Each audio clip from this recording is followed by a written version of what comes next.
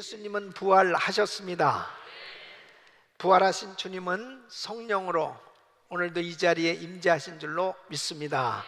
오늘 이 부활주일 우리 주님께서 친히 임재하셔서 우리 모두에게 부활의 생명과 부활의 놀라운 은혜를 부어주시고 우리 모두에게 하나님의 그 크신 사랑과 은혜를 경험하는 복된 시간으로 마음껏 축복해 주실 줄로 믿습니다. 여러분은 예수님께서 십자가에 못 박혀 죽으시고 3일 만에 부활하신 것을 믿습니까? 예수님은 부활하셨습니다. 역사적으로 보면 많은 사람들이 예수님께서 부활하셨다고 하는 이 사실을 부인하려고 그렇게 애를 썼던 것을 볼 수 있습니다. 왜 그럴까요? 예수님이 죽으셨다, 예수님께서 죽으신 것은 믿어지는데 예수님께서 부활하셨다 하는 것은 잘 믿어지지 않기 때문입니다. 예수님께서 부활하신 것이 잘 믿어지지 않으니까 제자들이 예수님의 시체를 훔쳐가지고 가서 예수님이 부활했다고 이렇게 거짓으로 소문을 퍼뜨린 것이다. 그래서 도적설이라고 하는 것을 내세워서 예수님의 부활을 부인하는 것입니다. 또 어떤 사람들은 예수님의 제자들이 너무 예수님을 만나기를 그리워하고 사모하다가 보니까 환상을 보게 된 것이다. 그래서 이 환상설을 통해서 예수님의 부활하심을 부인하는 거예요. 또 예수님은 죽은 것이 아니고 기절했다가 다시 깨어난 것이다. 그래서 기절설이 있습니다. 이렇게 많은 사람들이 이성적으로 예수님의 부활을 해석해 보려고 무진장 노력한 모습이 보여지고 있습니다. 그러나 예수님은 부활하셨어요. 예수님께서 부활하셨다고 하는 것은 역사적인 사건입니다. 예수님께서 부활하셨을 때 우리 주님은 승천하시기까지 40일간 이 지상에 머무시면서 많은 사람들을 만나 주셨습니다. 고린도전서 15장 5절로 8절에 보면은 이제 게바가 누구예요? 베드로에게 보여주셨습니다. 그 후에 12 제자에게 보여주시고 또 일시에 500여 형제에게 보여주셨다고 그랬습니다.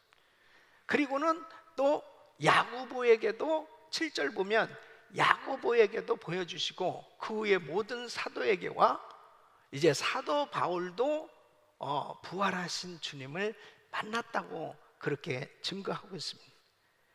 여러분, 예수님은 부활하셨어요. 자, 그러면 정말 우리 부활하신 예수님의 몸은 어떠하셨을까 하는 거죠. 궁금하잖아요. 예수님이 어떤 모습으로 부활하셨을까? 첫째는 살과 뼈가 있었습니다. 예수님은 영으로 부활하신 것이 아니고 육체로 부활하신 거예요. 그래서 누가복음 24장 38절 39절 보면 예수께서 가라사대 때 어찌하여 두려워하며 어찌하여 마음에 의심이 일어나느냐? 내 손과 발을 보고 나인 줄 알라. 또 나를 만져보라. 영은 살과 뼈가 없으되 너희 보는 바와 같이 나는 있느니라. 그랬습니다. 여러분, 제자들이 예수님이 십자가에 못 박혀 돌아가시고 난 다음에 그들이 이 유대인들을 두려워해서 문을 걸어 잠그고 그들이 모여 있었습니다. 그때 예수님이 나타나셨을 때 얼마나 그들이 무서웠겠습니까? 이 유령이 아닌가? 이런 생각으로 놀랐는데 주님께서 놀라지 말라는 거죠. 너희들이 보는 바와 같이 나는 살과 뼈가 있다, 이렇게 말씀하시는 거예요. 예수님의 제자들이 얼마나 감격스럽겠습니까? 근데 그 자리에 도마가 없었어요. 이 도마에게 야, 부활하신 예수님을 만났다고 그러니까 이 도마가 또 의심하는 거예요. 내가 정말 예수님의 그 못자국 난 손, 그 만져보기 전에는, 그 창받은 옆구리 그곳에 손을 넣어보기 전에는 나 절대로 믿을 수 없다고 그랬습니다. 그 도마에게 부활하신 주님께서 나타나셨습니다. 요한복음 20장 27절에 보면 그 도마에게 이렇게 말씀하십니다. 내 손가락을 이리 내밀어 내 손을 보고 내 손을 내밀어 내 옆구리에 넣어보라. 그리하고 믿음 없는 자가 되지 말고 믿는 자가 되라. 이렇게 말씀합니다. 부활하신 예수님은 살과 뼈가 있는 육체로 부활하신 것입니다. 그래서 예수님께서는 음식을 잡수셨던 것을 볼 수 있습니다. 예수님께서 만일 영으로 부활했다면은 여러분 음식을 드시지 못했을 것입니다. 그렇잖아요? 그런데 육체로 부활하셨기 때문에 예수님께서 음식을 나누시는 것, 드시는 것을 볼 수 있습니다. 누가복음 24장 41절로 43절에 보면 저희가 너무 기쁨으로 오히려 믿지 못하고 기이 여길 때에 이르시되 여기 무슨 먹을 것이 있느냐 하시니 이에 구운 생선 한 토막을 들이매 받으사 그 앞에서 잡수시더라 그랬습니다. 요한복음 21장에도 보면 디베랴 바닷가에서 물고기 잡던 제자들을 부활하신 주님께서 만나 주시는 것을 볼 수 있습니다. 근데 예수님께서 조반을 준비하시는 거예요. 그래서 숯불을 펴놓으시고 생선을 구우시고 이 구운 생선과 떡을 주시면서 자, 와서 먹으라. 우리 주님은 육체로 부활하신 줄로 믿습니다. 또 부활하신 우리 주님은 시 공간을 초월하셨던 것을 볼 수 있습니다. 시간과 공간을 초월해서 그 초월할 수 있는 몸으로, 그러니까 예수님은 시간과 공간을 초월하신 몸으로 부활하신 거예요. 제자들이 다 한 곳에 모여 있었습니다. 이 문을 걸어 잠그고 자기들끼리 참 모여서 사실 그들의 마음에 평안함도 없었고 두려움 가운데 있었어요. 그런데 부활하신 주님이 그냥 문을 열지도 않고 쓱 나타나셨습니다. 네. 이게 쓱이라는 게 이게 중요한 거예요. 쓱 나타나죠.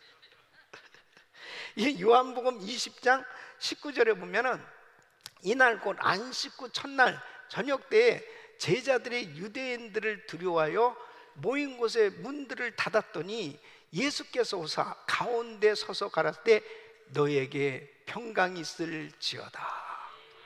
참 얼마나 놀랬겠어요.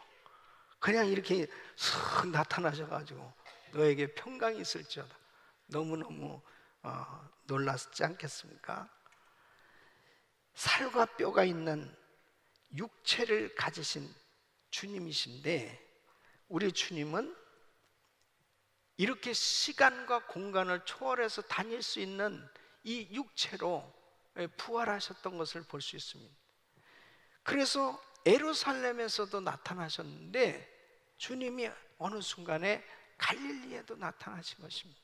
그래서 우리 주님은 신령한 몸으로 부활하셔서 하늘로 승천하셨던 것을 볼 수 있습니다. 그 승천하시면서 우리 주님께서 이렇게 말씀하십니다. 너희가 본 그대로 내가 다시 오리라 그랬습니다. 우리 주님은 다시 오실 줄로 믿습니다.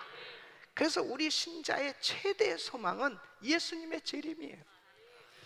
그러면 예수님이 이렇게 부활하셨는데 우리 주님께서는 예수 믿는 우리도 이렇게 분명하게 부활할 것을 약속하셨습니다.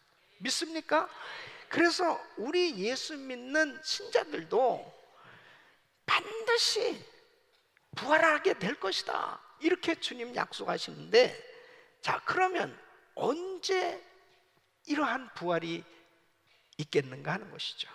자 오늘 이 본문 말씀 보면 51절 52절 보면 이렇게 말씀을 하고 있습니다. 보라, 내가 너에게 비밀을 말하노니 우리가 다 잠잘 것이 아니요 마지막 나팔의 순식간에 호련히 다 변화하리니 나팔 소리가 나며 죽은 자들이 썩지 아니할 것으로 다시 살고 우리도 변화하리라 그랬습니다. 그러니까 예수님 재림하실 때 부활할 것을 말씀하십니다. 좀 더 구체적으로요, 데살로니가전서 4장 16절로 17절 보면 주께서 호령과 천사장의 소리와 하나님의 나팔로 친히 하늘로 쫓아 강림하시리니 그리스도 안에서 죽은 자들이 먼저 일어나고 그 후에 우리 살아남은 자도 저희와 함께 구름 속으로 끌어올려 공중에서 주를 영접하게 하시리니 그리하여 우리가 항상 주와 함께 있으리라. 천사장의 소리와 하나님의 나팔로 친히 하늘로부터 강림하실 때, 예수님 재림하실 때 제일 먼저는 죽은 자들, 예수 믿고 죽은 사람들이 먼저 부활하게 됩니다. 그리고 살아있는 사람들이 따라서 예수 믿는 신자들이 부활할 것을 말씀하고 있는 거예요. 그렇기 때문에 반드시 우리 주님께서 다시 오실 때 우리도 신령한 몸으로, 영원한 몸으로 부활하게 될 줄로 믿습니다. 그러므로 부활의 생명을 얻은 성도들은 어떠한 삶을 살아야 되겠습니까? 첫째는 감사하는 삶을 살아야 될 줄로 믿습니다. 자, 오늘 이 57절 말씀 우리 한번 같이 읽어보겠습니다. 시작. 우리 주 예수 그리스도로 말미암아 우리에게 이김을 주시는 하나님께 감사하노니 아멘. 예수님께서는 십자가에 못 박혀 죽으셨어요. 예수님이 죽으셨을 때 사탄 마귀는 사망 권세를 가지고 예수를 십자가에 못 박았어요.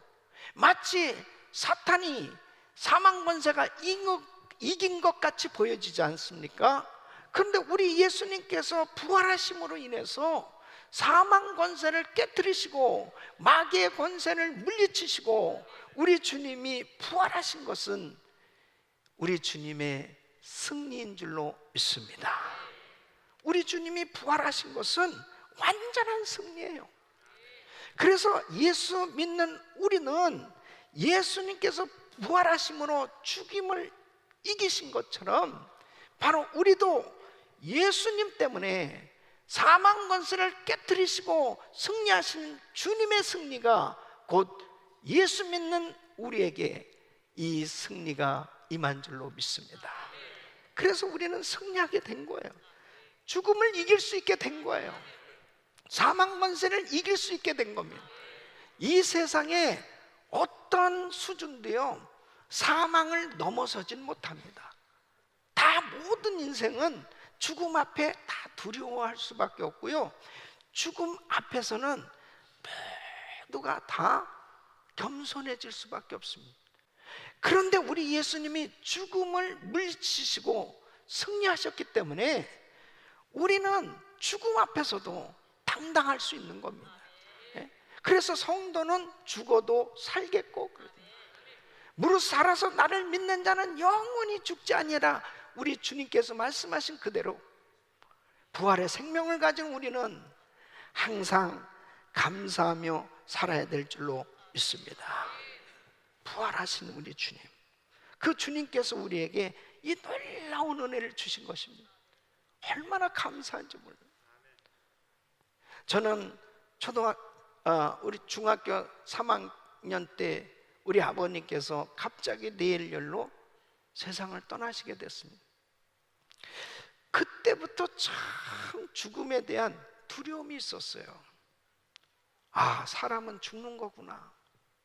가장 가까운 아버지가 세상을 떠나니까, 그것도 갑자기 건강하셨던 분이 갑자기 세상을 떠나니까 죽음이라는 것이 남에게만 있는 것이 아니고, 아, 우리 집안에도 이렇게 죽음이 있구나.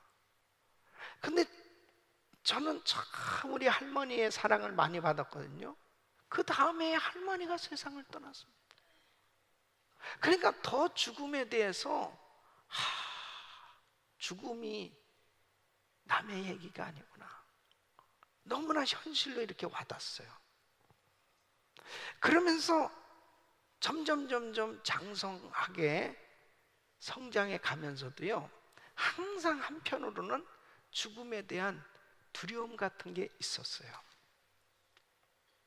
그런데 예수를 믿고 난 다음에 이 죽음에 대한 두려움이 사라졌어요. 죽어도 살겠고. 예수 믿는 성도는 영원히 사는 걸 믿으셔야 돼요.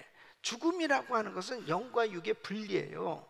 그래서 이 육체는 이 땅에 매장되지만 이 구원받은 영은 하늘나라 천국으로 그냥 이어지는 거예요. 믿습니까? 사망 권세를 이기시고 부활하신 주님은 우리에게 진정한 승리를 주신 줄로 믿습니다. 두 번째는 견고하며 흔들리지 말며 그랬습니다. 자, 58절 우리 한번 같이 읽어보겠습니다. 시작. 그러므로 내 사랑하는 형제들아 견고하며 흔들리지 말며 그랬습니다. 부활의 신앙을 가져야 흔들리지 않는 신앙생활이 가능한 겁니다. 여러분, 이 세상은 우리의 신앙을 흔드는 환경들이 너무 많아요. 두려운 일들이 참 우리 주변에 많이 발생하고 있습니다. 이 강원도 이 산불로 인해 가지고요, 많은 이재민들이 생겼는데, 물론 뭐 우리 캘리포니아의 산불로 비교해 보면은 정말 뭐 작은 면적이지만은 사실 한국은 좁잖아요. 강원도는 너무 좁은 땅이잖아요. 그런데 5개 시군에 이 산불로 인해 가지고 여의도 면적의 6배가 넘는 그 면적이 피해를 입었습니다. 그 700명이 넘는 이재민들이 생겨졌는데요, 하루아침에 그냥 집을 잃어버리니까요, 그냥 추리닝 하나 입고서 그 다음에 구호품 같은 게 왔는데 뭐 신발이 맞아요, 그 다음에 뭐 옷이 맞아요. 그러니까 막 구호품은 산더미처럼 쌓여졌는데 막상 와서 자기한테 와서 보면 이게 입을 것도 없고 신을 것도 없고, 그 다음에 성금은 많이 모여졌다고 그러는데 실제로 뭘 어떻게 다시 복구하려고 하는 것은 하나도 어떻게 없는 거예요. 너무너무 안타까운 거죠. 그런 일들이 생겨졌을 때 막 사람들이 흔들리는 거죠. 낙심하고 실망하고 좌절하고, 그리고 포기하고 싶은 그런 생각 가운데 우울증도 들고 생기고 병이 생기고 스트레스를 받고. 그런데요, 예수 믿는 성도는, 부활의 신앙을 가진 사람은 다시 일어날 수 있는 거예요. 다시 회복될 수 있는 거예요. 견고하며 흔들리지 않는 신앙은 부활 신앙을 가져야 회복될 수 있어요. 다시 일어날 수 있다. 다시 회복될 수 있다. 또 뿐만 아니라 부활 신앙은 저 영원한 천국을 바라보는 거예요. 제가 로마의 카타콤 동굴을 가본 적이 있습니다. 로마 시대에 신앙의 자유를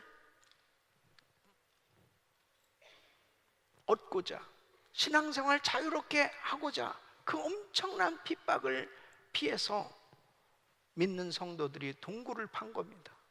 동굴을. 이 동굴을 팠는데 이 동굴이 마을같이 만들어진 거예요. 그러니까 어마어마한 동굴이죠. 그곳에서 태어나서 그곳에서 자라고 그 동굴에서 그냥 죽는 거예요. 바깥의 세상을 한 번도 보지 못하고 그곳에서 살다가 간 사람들이 수없이 많아요. 근데 그 동굴을 구경하는데 벽에 많은 글씨들이 쓰여 있습니다. 그 가이드가 설명을 하는데 참 기쁘다, 그런 내용들이 그렇게 많이 쓰여져 있다는 거예요. 아니, 동굴에서 사는데 뭐가 기뻐요? 동굴에서 정말 불편하게 사는데 뭐가 기쁘겠습니까?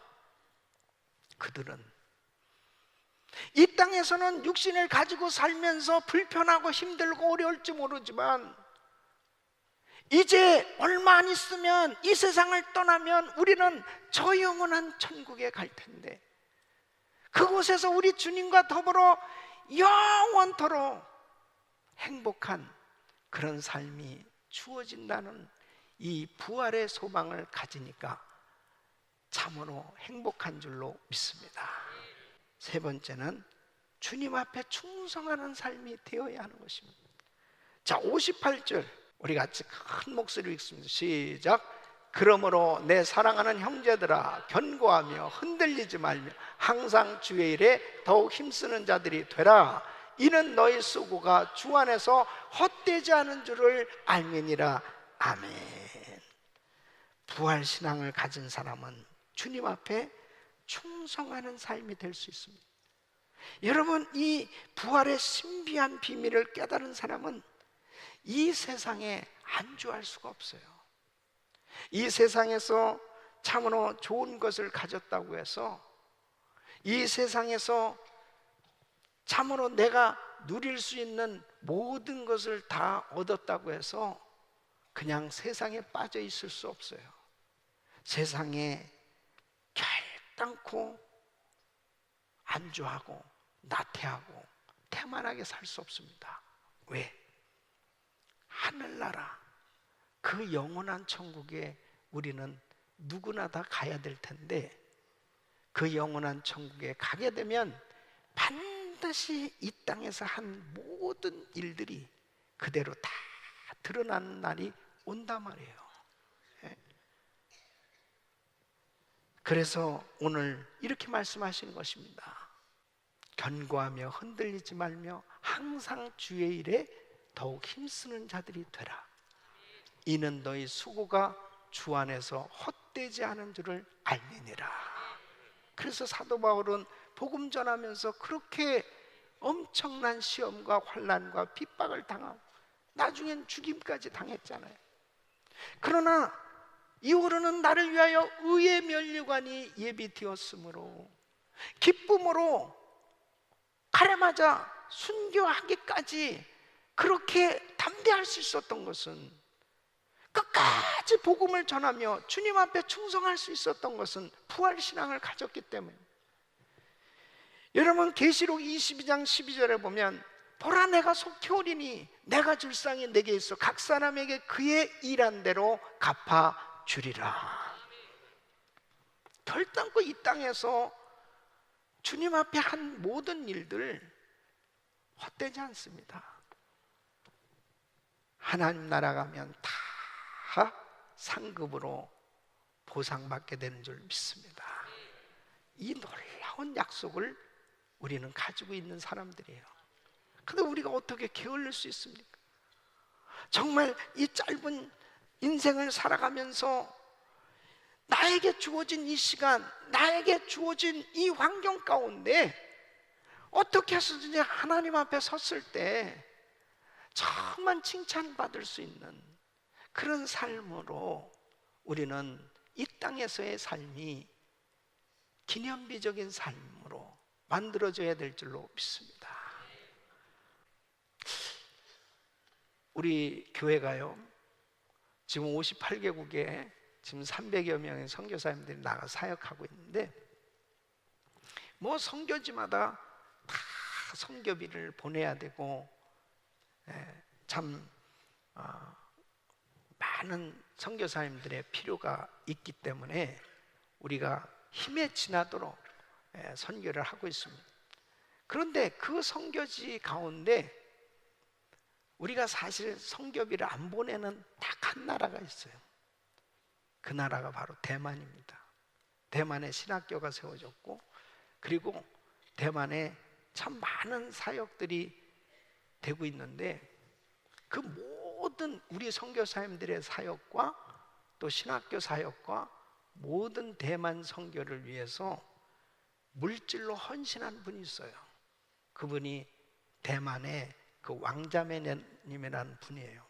이분은 한국으로 말하면 거의 현대 삼성가 재벌집의 맏딸입니다. 근데 그분의 간증을 들으면서요, 참 놀라운 은혜를 받았습니다. 이 아버지가 어느 날 다른 여자를 데려온 거예요, 집에. 그러니까 이 엄마는 크리스찬입니다. 그러니까 이 엄마가 자녀들을 데리고 미국으로 가겠다는. 그러니까 이 아버지, 재벌 회장이죠. 이 아버지가 단호하게 이렇게 얘기합니다. 그 아버지는 예수를 안 믿죠. 단호하게 얘기합니다.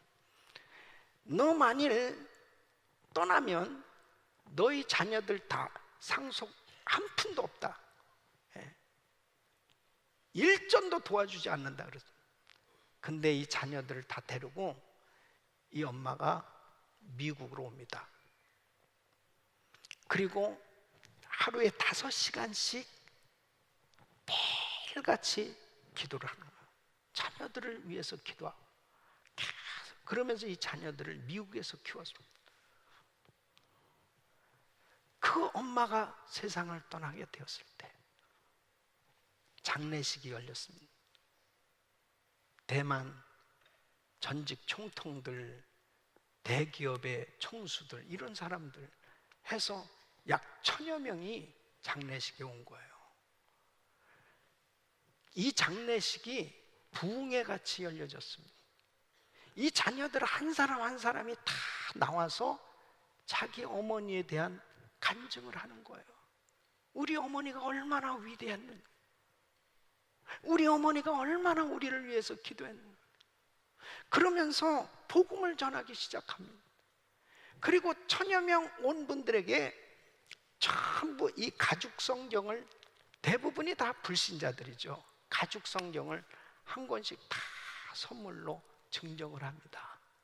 그 사람들이 뭐 대통령이든 뭐 재벌 총수든 장례식에 와서는 사실 다 겸손한 거 아니에요. 그냥 뭐 거기 뭐 왜 복음 전하냐고 그럴 수도 없는 거 아니에요. 지금 그 자녀들이 지금 다 하고 있는 겁니다.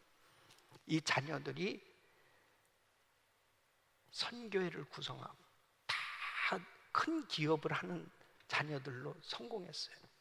다 모아서 엄청난 선교를 하고 있는 거예요. 지난번에 그 왕자매님 만났을 때 내가 너무 감사하다고 그랬어요. 우리 원로 목사님 신장 이식 수술도 사실 그 대만에서 그 병원에서 다 해줬습니다. 그래서 참 너무 감사하다. 그래서 우리 원로 목사님이 마음껏 세계 다니면서 이렇게 사역하고 있고, 그리고 우리 선교사님들 다 이렇게 여기서 지원해줘서 마음껏 사역하게 돼서 감사하다고. 그러니까 이분이요, 코가 땅에 닿도록 패스터 한, 우리가 감사하죠. 우리가 감사하죠. 우리가 은혜교회를 만나서 이렇게 선교하게 됐고, 우리가 은혜교회 때문에 이렇게 대만이 복을 받아서 대만의 복음화율이 이렇게 올라가고 있으니 우리가 감사하죠. 그러면서 정말 감사하다고 그렇게 이야기를 하는 거예요.